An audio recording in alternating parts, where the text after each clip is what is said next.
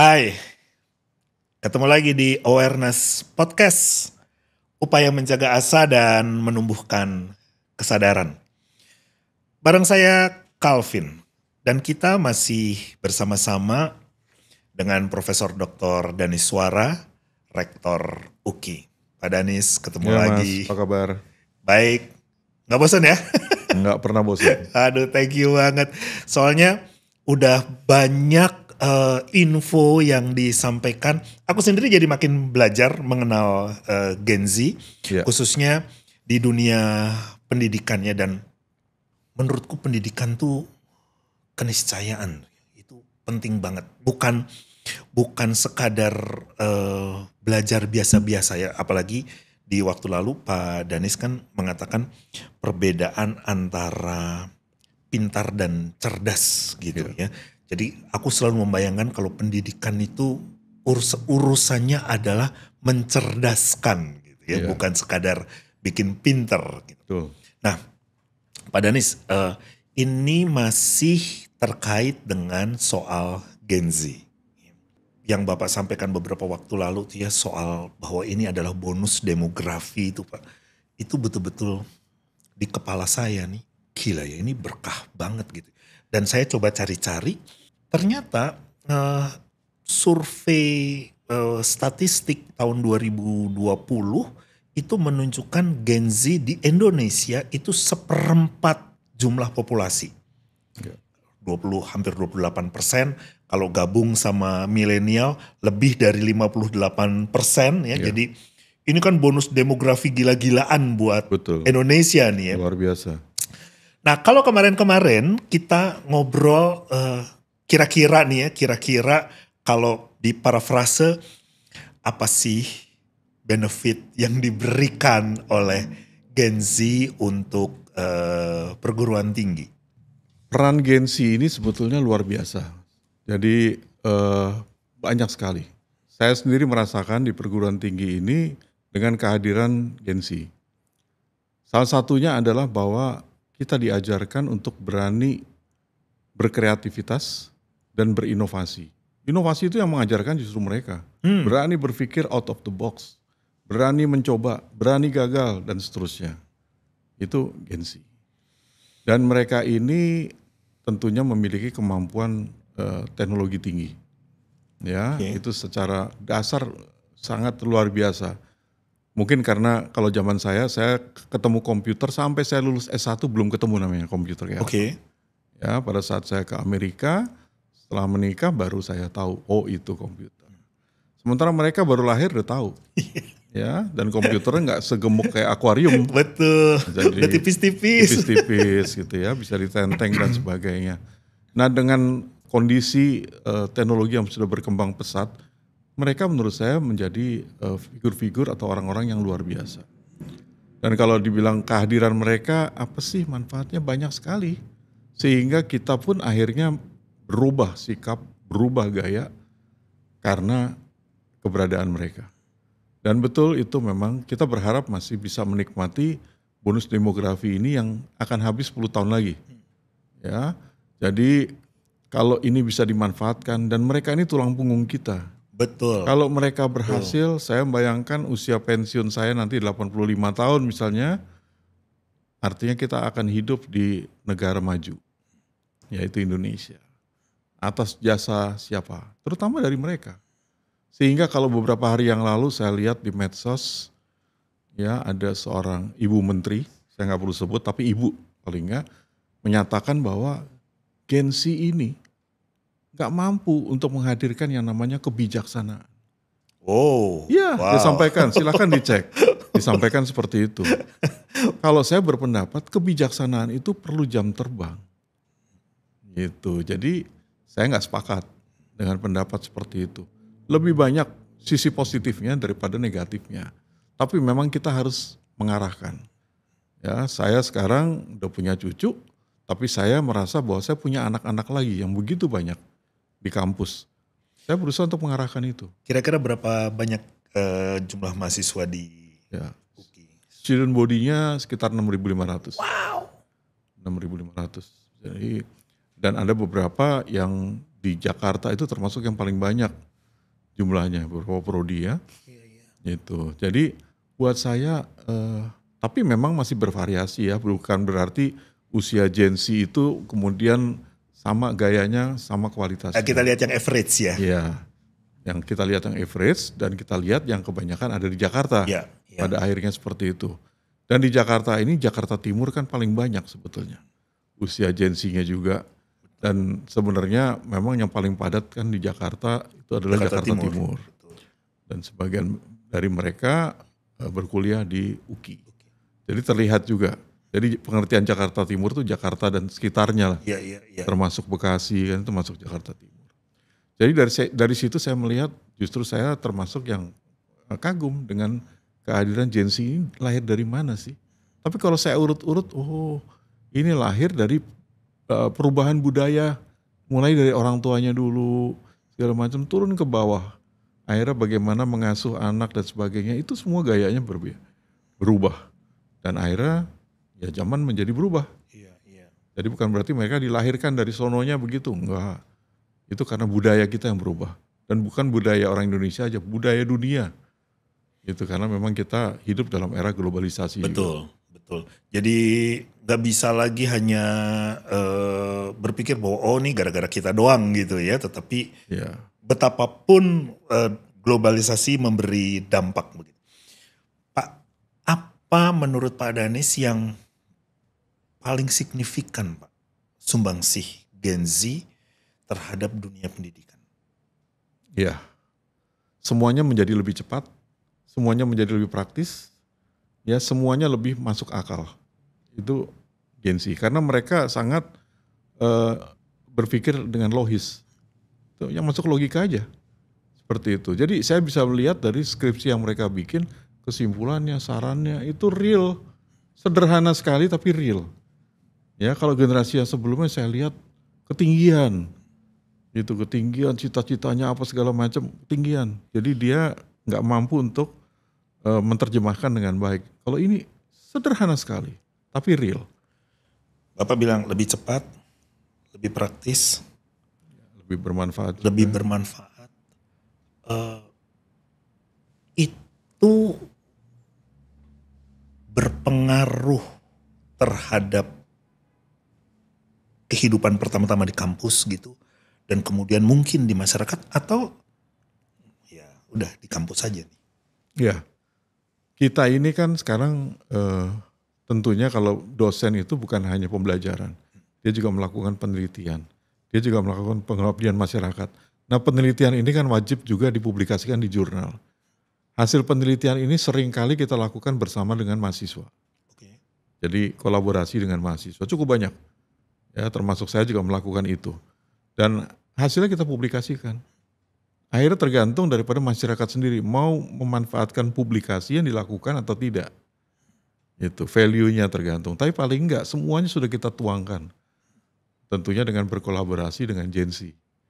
Itu. Nah dengan berkolaborasi tentunya kita gabungkan antara pemikiran praktisnya mereka dengan pemikiran kita sebagai seorang ilmuwan. Kita gabungkan dengan teorinya, doktrinnya, kita masukkan situ sehingga bobot akademiknya ada. Dan memang ini menjalar kemana-mana. Rektor Cup UKI yang diselenggarakan sudah 2 kali belakangan ini Pak. Termasuk yang paling diminati adalah e-sport. Oh oke. Ya. Naik daun tuh sekarang ya. Naik daun. Tapi memang itu yang dianggap paling seru. Jadi kita merespons itu dengan, walaupun saya nggak ngerti itu. Saya nggak ngerti dan pada saat saya ngikutin saya juga nyaris ketiduran. Tapi buat saya itu luar biasa. Gitu ya, jadi dampaknya seperti itulah. Mungkin bukan cuma perubahan paradigma jadinya ya Pak ya. Jadi perubahan perilaku di masyarakat pun muncul karena Gen Z. Bisa dibilang begitu kira-kira. Betul. Ada apa ya, benturan budaya nggak Pak yang dialami dalam proses belajar? Dalam proses belajar? Iya, dalam proses belajarnya. Kan nih ketemu di kampus nih Pak. Iya. Ya, Gen Z datang dengan tadi tuh lebih cepat, lebih praktis, bahwa lebih bermanfaat. Tentu kita semua mau di situ gitu ya. Tapi urusan lebih cepat, lebih praktisnya ini kan budaya nih Pak. Betul. Benturan nggak tuh Pak dengan budaya yang ya katakanlah sudah ada di masa lalu begitu? Kalau budaya biasanya berhadapannya memang dengan dosen-dosen atau peneliti-peneliti senior. Karyawan? Karyawan rata-rata sekarang juga banyak yang muda-muda. Oke. Ya, mereka juga pasti berusaha untuk merespons itu dengan positif. Karena saya juga nyatakan walaupun saya juga termasuk golongan gaptek, tapi paling tidak saya welcome dengan hal-hal yang sifatnya high teknologi. Jadi itu paling tidak kita melihat bahwa kebanyakan positifnya kok daripada negatifnya. Sekarang itu mengerjakan tugas jadi cepat sekali. Kita kasih tugas misalnya buat mereka gampang. Misalnya bikin makalah dulu tuh 10 halaman udah setengah mati. Sekarang enggak. Dan mereka siap dengan aplikasi dicek Turnitinnya. Bikin jurnal mereka siap cepat. Tesis, skripsi, disertasi bahkan juga bukan hal yang susah sebenarnya. Jadi membuat sebenarnya proses pembelajaran itu menjadi jauh lebih mudah. Sekarang ini kan lagi zaman AI ya Pak. Ya. Dan anak-anak Gen Z ya udahlah itu yang paling canggih lah memanfaatkan itu gitu. Apakah kehadiran AI khususnya ya itu menjadi hal yang positif buat anak-anak? Karena mungkin jadi lebih mudah. Kalau tadi Bapak bilang ya dulu kita bikin makalah, aduh Pak jangan 10 halaman Pak. 3 halaman aja kita udah mikir apa ini gitu. Sekarang ada AI gampang sekali gitu. Dan kita juga bisa memberikan koridor supaya nggak kena jebakan plagiat ya dan sebagainya begitu. Secara institusi kita welcome dengan AI, bahkan kita lagi melakukan upaya untuk kita bisa menjadi center of AI di kemudian hari. Kita sedang melakukan persiapan-persiapan. Ya mudah-mudahan walaupun saya katakan saya generasi gaptek, nggak mungkin lah saya kejar ketertinggalan tersebut. Tapi saya yakin bahwa UKI bisa menjadi yang terdepan kalau paling tidak sarana prasarananya saya siapkan. Ya, nah AI ini memang membuat semua jadi lebih mudah. Dan juga itu akhirnya bagian daripada gaya kita berkomunikasi, gaya kita melakukan satu kegiatan produksi. Ya walaupun seringkali akhirnya misalnya dengan AI, dokter-dokter pun yang misalnya sifatnya konvensional malah nggak ngerti. Dia ada ketergantungan dengan perlengkapan peralatan dengan AI. Begitu juga misalnya arsitek, semuanya bisa dikerjakan melalui AI. Ahli hukum juga seperti itu. Semua kasus tinggal disebut aja ChatGPT keluar semua jawabannya. Jadi saya pikir nanti orang pikir kan, wah ini profesi habis dong. Sebentar lagi nggak ada habisnya. Profesi itu akan berkelanjutan. Hanya memang kita harus beradaptasi terus. Kita harus kreatif untuk merespons perubahan yang ada. Yang tadi Bapak sampaikan dan saya setuju bahwa AI itu memang memudahkan sedemikian rupa. Tapi terkait dengan kultur Gen Z yang lebih cepat, lebih praktis gitu. Secara kualitatif, Pak, apakah itu membuat anak-anak kita sekarang ini kualitasnya tetap baik, lebih baik, atau turun? Terutama secara akademik. Karena ada bantuan ini. Kalau dulu kan saya yakin Bapak masih ada di masa apa-apa mesti nyari sendiri. Berdarah-darah kali dulu Bapak belajarnya. Jadi dengan adanya AI ini seperti tadi kita sepakat semuanya lebih cepat. Tapi ingat, apapun yang kita kerjakan, semakin kita cepat, semakin kita sebenarnya nggak bisa mengontrol apa yang kita kerjakan. Ya, kalau dalam dunia profesional itu dia cepat, tapi dia pasti banyak bolong-bolongnya. Nah itu yang kita harus sadarkan kepada mereka, hati-hati loh. Kalau kita kerjakan semua cepat, semua segala macam, sementara kita nggak teliti, itu agak bahaya juga. Termasuk juga dalam dunia-dunia lainnya seperti itu juga. Nanti pada saat benar-benar mengandalkan AI, sekarang mau bikin misalnya laporan keuangan, tinggal masukin aja data-datanya, keluar semua. Keluar neraca, laba rugi dan sebagainya. Tapi kita cara menghitung yang konvensional kita nggak tahu. Akhirnya kita percaya aja sama hitungan dari AI. Semuanya seperti itu. Dan ini kan agak berbahaya juga. Ya di Fakultas Kedokteran misalnya juga saya perhatikan itu dokter-dokter muda bahkan kalau ada yang pasien mau melahirkan dia nggak ngerti melahirkan secara konvensional apa yang harus ditangani. Taunya sesar aja. Kan ini kan bahaya juga. Nah, sesar itu sebenarnya bisa nantinya yang mengerjakan bahkan bukan dokter. Jadi peralatan perlengkapan. Terkait dengan itu Pak, kelihatannya, koreksi kalau saya salah. Saya menangkap UKI khususnya, Pak Danis bisa meluaskan ke perguruan tinggi yang lain.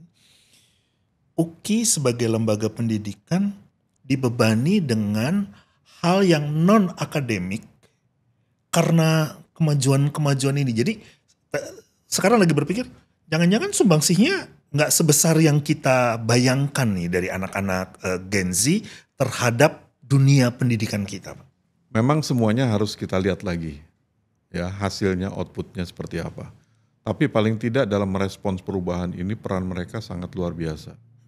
Jadi saya nggak bisa bayangkan juga kalau misalnya anak-anak Gen Z ini gayanya nggak seperti ini. Tapi masalahnya anak Gen Z ini kan mirip-mirip semua di seluruh dunia. Gayanya seperti itu. Jadi walaupun anak-anak di Jepang misalnya gayanya seperti itu, di Indonesia juga gayanya seperti ini. Jadi mereka akan bertarung dengan yang satu level lah paling enggak. Sehingga saya yakin bahwa yang mereka lakukan adalah percepatan. Percepatan untuk misalnya kalau Indonesia di arah yang benar, maka kalau misalnya sejahtera targetnya tahun 2045 bahkan mungkin bisa lebih cepat, 35, 40. Tapi memang kita nggak boleh salah langkah. Jadi makanya setiap kali saya ingatkan, oke, lebih cepat bagus. Tapi lebih cepat, tapi juga tetap proper. Itu yang paling penting. Karena kalau enggak bahaya juga. Itukah yang tadi Bapak mention di awal, anak-anak ini betul-betul mikirnya, oh udahlah yang penting kan cepat, kan hasilnya ada nih Pak, gitu ya. Tetapi mereka kurang pertimbangan. Gitu. Nah, bila iya, itu tadi yang saya maksud Pak. UKI lalu mesti melakukan pekerjaan tambahan terkait dengan memampukan anak-anak kita punya pertimbangan-pertimbangan yang sifatnya bukan akademik tetapi yang non-akademik. Kita sebut sebagai kebijaksanaan. Kalau iya ada, bagaimana itu diintegrasikan dengan proses pendidikan akademiknya? Saat ini yang seringkali kita ingatkan pada Gen Z adalah lebih berhati-hati. Jadi dengan kehati-hatian yang tinggi ini, misalnya contohnya, jangan pernah percaya yang kuning itu pasti emas, yang putih itu pasti perak. Check and recheck. Misalnya kita dapat info, kita dapat data, lihat dulu, kita check and recheck dulu. Gak semua info yang ada benar. Kan kenyataannya seperti itu. Betul, kita mau ngecek aja di medsos hasil pertandingan sepak bola misalnya, ternyata yang muncul banyak yang hoax juga. Itu baru pertandingan bola, gimana urusan yang lain. Jadi infonya, kemudian datanya, semuanya harus dicek and recheck. Setelah itu info dan data yang ada baru kita manfaatkan pengetahuan yang kita miliki. Pengetahuan AI jagoannya tuh sebetulnya. Kita manfaatkan AI dengan pengetahuan, kemudian merespons info dan data yang ada. Kemudian setelah pengetahuan itu baru ini memanfaatkan kecerdasan. Kecerdasan AI masih menang dari manusia. Itu ya, kita manfaatkan itu. Pengetahuan dan kecerdasan dari AI. Kemudian setelah itu harus disempurnakan dengan yang namanya kebijaksanaan. Nah, kebijaksanaan itu harus menggunakan hati. Itulah manusia dimanfaatkan pada level yang paling tinggi sampai dengan hari ini AI belum mampu mengatasi itu semua. Nah, itu yang kita harus ingatkan kepada Gen Z ini, harus tetap berhati-hati. Jangan mengandalkan 100% kepada AI. Karena nasib bangsa ini juga bergantung pada kehati-hatian kita. Kalau enggak dilepas semuanya, kita diamkan yang namanya info enggak benar, data enggak benar, bisa hancur kita semua. Saya ingat itu tuh Pak, prinsip tukang kayu. Ya. Jadi tukang kayu itu punya prinsip ukur 2 kali, potong 1 kali. Jadi dia harus memastikan bahwa ukurannya udah pas, baru dia boleh potong. Kalau secara akademik, dulu sih aku taunya ini kayak pendidikan budi pekerti gitu Pak ya. Nah kalau di kampus tuh apakah masih ada mata kuliah yang terkait budi pekerti begitu Pak? Yang menurutku itu masih menjadi mata kuliah yang efektif dan efisien untuk mengingatkan orang, dan ya semoga ke depan harapannya kan menjadi orang-orang yang punya karakter baik tadi ya, bijak begitu. Jadi budi pekerti ini kalau sekarang ini justru ada di setiap mata kuliah. Oh oke. Gitu ya, setiap kali harus ada bahwa prinsipnya jangan cuma pakai otak, pakai hati. Jangan cuma pakai pikiran, tapi juga pakai perasaan. Seperti itu kan budi pekerti sebenarnya. Iya. Kombinasi kita dapat pelajaran budi pekerti kan masa SD segala macam. Betul. Itu masih mengakar sampai sekarang. Kalau sekarang ini bukannya nggak ada tapi ada di mana-mana. Termasuk juga dalam melakukan penilaian. Kan kita juga pakai hati kita juga, bukan cuma benar salah. Seperti itu. Jadi saya tetap merasa bahwa ada kok. Hanya memang dia ada di mana-mana. Lebih rumit menurut saya jadinya ya Pak ya, karena orang lalu harus bisa mencari sambungannya gitu. Betul. Tapi kan kerumitan itu bukan penyebabnya kita, tapi yang membuat aturannya. Kenapa budi pekerti dikeluarkan? Sementara saya sebagai praktisi pendidikan saya menganggap itu masih perlu. Gimana caranya? Ya udah, berarti ada di mana-mana. Gak perlu dalam satu mata kuliah, gak perlu dalam satu sesi, tapi setiap kali kita mengingatkan dan kita harus memperlihatkan bahwa budi pekerti itu ada juga di kita sebagai tenaga pengajar. Terkait dengan itu ya Pak, walaupun saya sendiri nggak terlalu setuju sekarang dengan punishment. Apakah ada semacam punishment terhadap hal-hal yang menurut kampus dilanggar? Ya, buat kita yang ada di kampus, kita terikat dengan etika. Ada etikanya itu. Ya, etikanya macam-macam. Apalagi sekarang udah ada undang-undang mengenai kejahatan seksual. Itu seperti itu. Pengertian seksualisme itu bukan hanya seks, tapi juga termasuk misalnya sweet orang lewat. Oh, court-calling. Ya, intinya kan dia nggak suka, dia nggak mau diperlakukan seperti itu. Itu masuk dalam undang-undang itu. Jadi itu lebih daripada etika. Nah, kita semua merasa harus aman di kampus itu. Mau jam 8 malam, mau jam 7 malam, semua harus punya hak merasa aman. Jadi kalau yang buat keonaran akan berhadapan dengan kita semua. Okay. Bukan hanya dengan tenaga security, tapi dengan kita semua. Karena kita mau kampus itu aman. Nyaman dan aman itu menjadi hal yang diupayakan sedemikian rupa begitu. Yeah. Adakah pembekalan untuk mahasiswa-mahasiswa ini supaya mereka tadi itu Pak, kan kalau di akademik tadi Bapak bilang nih kalau urusan budi pekerti di semua mata kuliah ada gitu ya. Tapi dengan asumsi, bisa keliru nih asumsi saya.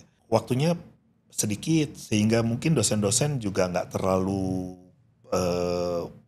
punya kesempatan masukin ini. Pada saat yang sama mahasiswa lebih tertarik dengan persoalan yang sifatnya kognitif saja. Adakah pembekalan-pembekalan yang secara khusus dibuat oleh kampus, pembinaan spiritual begitu Pak? Ya, ada. Kita ada lembaga sendiri yang mengatur itu. Tapi terlepas dari itu, sebetulnya nilai-nilai kita, nilai pertama dan kedua, itu sudah mengandung nilai budi pekerti yang tinggi sekali. Ya, rendah hati dan berbagi dan peduli. Itu kalau kita bisa jalankan dan tercermin dengan perilaku kita sendiri, itu sebenarnya kan pelajaran budi pekerti itu nggak harus diucapkan, nggak harus disampaikan. Betul. Tapi dengan menjalankan budi pekerti yang baik, misalnya rendah hati, ya, walaupun kita posisinya udah tinggi, tapi kita tetap mau merunduk. Merunduk bukan berarti harus tunduk. Buat saya tunduk, nggak juga. Betul. Kalau memang salah ya salah, kalau benar ya benar tetap. Tapi yang paling penting sebetulnya dari budi pekerti ini adalah kemauan untuk berbagi dengan sesama. Apa yang kita miliki, apa yang kita kuasai, itu kita bagi dengan sesama.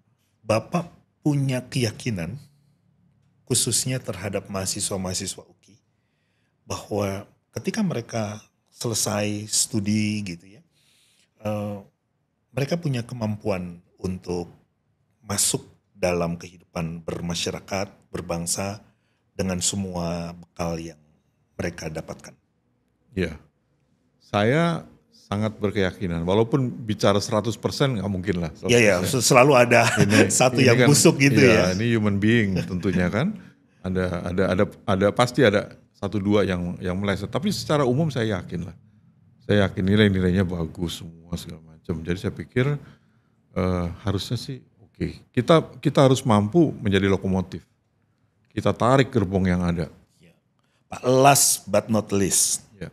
apa harapan Bapak terhadap generasi Z ini?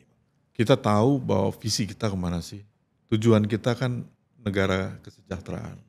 Artinya kita satu saat harus menjadi masyarakat yang maju, adil, makmur.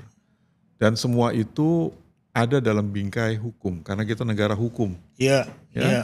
Seringkali, Lagi rame nih ya. Iya, seringkali kita dipertontonkan di medsos, di TV segala macam. Itu buat saya itu sesuatu yang sangat memalukan. Dipertontonkan kepada lintas generasi. Dan saya sebagai orang hukum juga malu juga. Tapi oke lah, kita nggak mau memperkeruh situasi dan suasana. Tapi itu PR kita bersama. Ya, karena bicara soal hukum ini bicara tentang segala hal yang sebenarnya semua kuncinya di kita kok. Kita mau melakukan perbaikan ke depan atau tidak.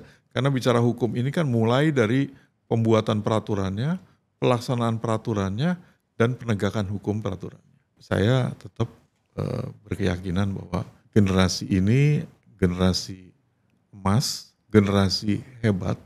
Asalkan memang kita sebagai seniornya mereka mampu mengantarkan dan mempercayakan kepada mereka, mereka akan bisa berbuat yang terbaik bagi bangsa ini. Itu saya mau garis bawah itu Pak. Peran senior itu tidak kalah penting dengan peran Gen Z sebagai bonus demografi, sebagai tulang punggung bangsa sekarang ke depan gitu ya. Semoga ini bisa menjadi sebuah kolaborasi yang baik dan saya secara khusus berharap UKI bukan sekadar menyandang status unggul tetapi mewujudkannya juga dengan baik. Pak Danis, banyak terima kasih sudah bersama-sama dengan Awareness Podcast, memberikan banyak sekali insight ya, kesadaran bahwa ternyata kita nggak boleh cuman senang dengan bonus demografi, tetapi kita juga punya tugas tanggung jawab yang sangat penting menolong mereka untuk bisa menjalankan peran mereka di masa depan dengan baik. Sukses terus buat Pak Danis dengan semua tugas-tugasnya. Terima kasih. Thank you. Oke, aduh banyak banget daging semua nih ya dapat dari Pak Danis. Terima kasih buat sahabat Awareness yang sudah menyaksikan. Kita akan ketemu lagi di Awareness yang lain. Sampai ketemu lagi di Awareness, upaya menjaga asa dan menumbuhkan kesadaran. Masih sama ke saya. Halo. Gimana? Udah dengerin dan lihat-lihat percakapanku sama Pak Danis? Sudah. Oke. Keren Intens banget ya? Keren banget ya. Aku rada apa namanya? Berapi-api. Terlihat gitu terlihat. ya. Terlihat ya. Karena kayaknya gini, ketemu rektor ya itu kan jarang-jarang, nggak gampang loh gitu ya. Terus dia, aku berharap dari dia memang mendapatkan banyak info dan menurutku aku mendapatkan banyak info gitu. Aku juga mendapatkan banyak info. That's good. Gini ya, kamu kan kebetulan ya, kamu pernah studi di luar negeri dan Singapura itu sepengetahuanku, koreksi ya kalau salah ya, sepengetahuanku termasuk negeri yang pendidikannya oke. Apakah dari yang kami percakapkan tadi gitu, kamu menemukan kemiripan lah anak-anak Gen Z ya di Indonesia, di Singapura gitu ya sama aja lah namanya anak Gen Z, ada kemiripan. Ada kemiripan. Gitu. Dalam hal fasilitas, khususnya karena kebetulan Pak Danis kan dari UKI ya. Dalam hal fasilitas, apakah UKI sudah cukup baik atau juga mirip-mirip sama tempat kuliahmu di? Mirip-mirip, sudah cukup baik. Di tempatku kita difasilitasi banyak bilik atau ruang untuk kita bisa belajar dan berdiskusi. Oke. Dalam arti supaya kita bisa fokus belajar. Jadi yang benar-benar ruang khusus itu benar-benar cuma meja dan kursi. Kita bisa masuk di situ kapan aja. Nyaman nggak? Nyaman. Banget. Oke. Good. Nyaman. Soalnya kan tadi kan Pak Danis bilang ya bahwa hal yang diutamakan terkait dengan Gen Z kan soal kenyamanan gitu ya. Oke. Kamu ketemu dosen galak nggak? Dosen galak nggak? Kejam, killer. Enggak. Lucunya enggak. Oh ya? Dosen galak enggak Ngantukin. ada. Tapi mungkin yang lumayan menuntut ada. Oke. Yang lumayan detail ada. Yang lumayan maksudnya ada kan dosen yang dia nggak gitu intens ngejarin deadline. Jadi ya pokoknya Terserah lo lo tau aja lah, deh, lo tau lah gitu. lo harus ngapain, lo harus Yang penting lo ikutan masukin. kelas, ya lo harus ikutan kelas. Yang penting lo masukin tugas, jangan absen, apa, masukin segala. tugas, ya. Ada yang cukup pintar, jadi benar-benar yang ngerimain. Jangan lupa ya, lumayan demanding kali ya. Oke. Iya ada. Kalau di sana mahasiswa berani ngelawan dosen nggak? Sejauh yang aku experience kemarin sih enggak sih Om. Nggak ada. Tapi mungkin aku bisa bilang banyak yang berani mengeluarkan pendapat. Oke. Jadi kalau kita ada kalau kita ada diskusi di dalam kelas, mereka berani untuk mengutarakan pendapat mereka, dan kalaupun itu berbeda, mereka bisa menyatakan POV mereka secara gamblang gitu. Walaupun itu berbeda mungkin dari perspektif gurunya. Dosennya. Ya. Dosennya terima. Malah itu dijadiin bahan diskusi bersama di kelas. Akhirnya Oke. jadi kayak suatu materi untuk kita bareng-bareng satu kelas bisa apa point of view kalian, teman-teman yang lain point of view-nya seperti apa gitu. Ada satu catatan kritis ya dari Pak Danis bahwa Gen Z ini diragukan tuh soal kemampuannya menggunakan ilmu yang mereka punya secara bijak. Ya. Gitu. Komentar buka saya silakan. Bagaimana? Aku pribadi ya. Aku pribadi dibesarkan di keluarga yang memberikan aku ruang untuk berpendapat, ruang untuk bisa menyatakan apapun yang aku rasakan. Oke. Dari situ itu sebenarnya bisa jadi pedang bermata dua Om, aku ngerasanya. Iya. Dari aku memposisikan diri aku di tengah keluarga maupun begitu aku masuk ke lingkungan. Kenapa? Karena ketika aku bertemu dengan orang punya pembahasan yang berbeda, point of view yang berbeda, itu antara aku bisa menerima atau tidak. Oke. Atau aku bakal yang Fight terus fight gitu terus, ya. like this is my point of view gitu. Dan kamu santai aja ketika menyampaikan hal-hal kayak begitu. Nggak ada perasaan ini orang tua nih ntar gue. Kalau sama orang tua tentu ada batasannya sih. Cuman aku tidak takut untuk menyuarakan pendapat aku. Mungkin lebih dipilah-pilah dengan siapa aku berbicara. Tapi aku akan menyatakan apa yang aku rasa benar. Apa yang aku rasa aku perlu nyatakan gitu. Kan itu bedanya misalnya waktu zaman aku gitu ya. Waktu aku seusiamu kalau sama orang tua tuh ya cuman punya satu kata. Ya udahlah. Gak setuju ya telan aja deh gitu ya. Kalau gak kan udah entah di mana lah. Iya. Hal lain. Menurutmu apakah kreativitas, inovasi, kecepatan, kepraktisan itu memang menjadi ciri dari para Gen Z? Aku tetap percaya proses itu dibutuhkan.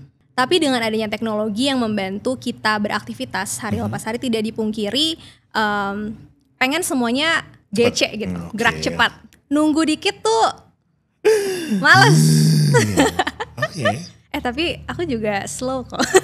Aku juga orangnya Dalam hal apa kamu slow? Berpikir, membuat keputusan, mengerjakan sesuatu. Kalau itu ntar dulu. Oh ya. Kalau slow dalam berpikir, terutama dalam mengambil keputusan, kalau menurutku oke banget. Tapi kalau kelamaan kan juga gengges Om. Why? Karena ada saat-saat dimana kita perlu membuat suatu keputusan di tengah situasi yang urgent misalkan. Oke.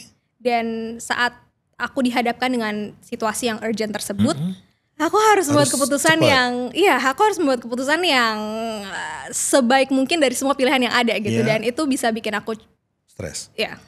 Kalau ini menolongmu, cobalah ya. Jadi aku mengingat satu prinsip Nah, aku juga ngobrol tadi ya sama Pak Danis dan aku sampaikan juga. Jadi aku juga mau highlight. Oke. Tukang kayu itu punya satu prinsip. Measure twice, cut once. Ukur 2 kali. Jadi pastikan. Itu kan lambat tuh mikir. Iya. Ya. Ya. Tapi gak apa-apa. Ukur 2 kali. Tapi begitu potong cuma boleh 1 kali.